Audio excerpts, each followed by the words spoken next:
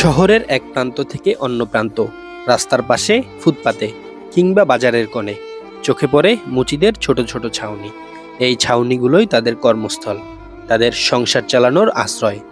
দিনের পর দিন, বছরের পর বছর ধরে জুতার সেলাই তারা জুড়ে দিচ্ছেন অন্যের চলার পথ, অথচ নিজের পথটাই থেকে যাচ্ছে কাটার মতো কঠিন।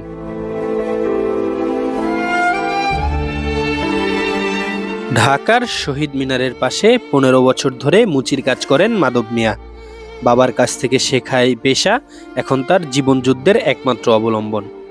মানুষের পুরনো জুতা নতুন করে ঠিক করে দেন, কিন্তু নিজের ভাঙ্গা স্বপ্নগুলো আর জোড়া লাগাতে পারেন না।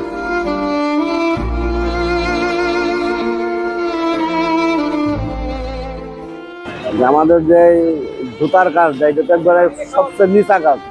এটা আপনাদের কাছে কেমন লাগে, এই কর্মটা কেমন লাগে? কিন্তু আমি তো ভাবি কি যে কর্ম তো সবটাই বড়, কর্ম করতে পারলে সবটাই বড়। সব কর্মই সমান, কাজ না করলে পয়সা না, কাজ করলে পয়সা। আর ছোটবেলা আমার বাবা ছিল, আমার বাবা তো সাথে করে নিয়ে যেত, উনি কাজ করতো, তো উনি সাথে সাথে একটু শিখলাম। শেখার পরে আমার বাবা গেল মারা যাওয়ার পরে অন্য মানুষের সাথে আইসা শিখলাম, শিক্ষা করতে নিজেই কাজ করলাম।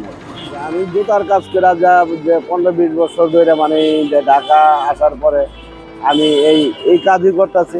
এই কাজ করে আমার একটা ছেলে আমি আইএ পাস করাইছি, বা একটা মেয়ে 6-এ পড়ে, একটা মেয়ে 5-এ পড়ে।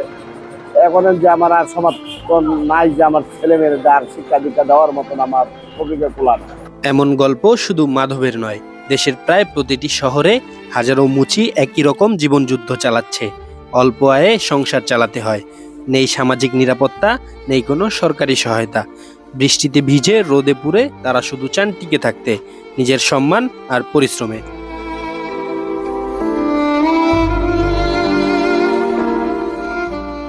এখন আমরা যে জুতার কাজ ছাড়া তার আমরা অন্য কোনো কাজ জানি না, আমাদের কোনো শিক্ষা দীক্ষা নাই।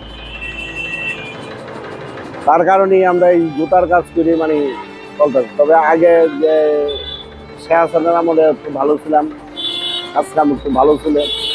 এখন একটু কাজকাম সংসার চালানোর সম্ভব হয় না। আমার সংসারের মধ্যে সদস্য হয়েছে 7 জন, কিন্তু 500-700 টাকা কাম করলে আমার হয় না, যে ডাইল ভাতের বসা হয়। যে ছেলে মেয়ের একটু ভালো মন্দ খাওয়াইতে পারি না, ভালো মন্দ একটু কাপড় চাপড় দিতে পারি না, শিক্ষা দীক্ষা দিতে পারি না।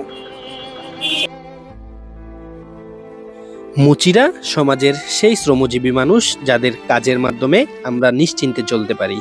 তাদের হাতে জোড়া লাগে আমাদের জুতা, আর সেই সেলাইয়ের ভিতরেই লুকিয়ে থাকে তাদের বেঁচে থাকার গল্প, ঠিক যেন সুই সুতার মতো তাদের জীবন। সাইফুল ইসলাম, ঢাকা টুডে, ঢাকা।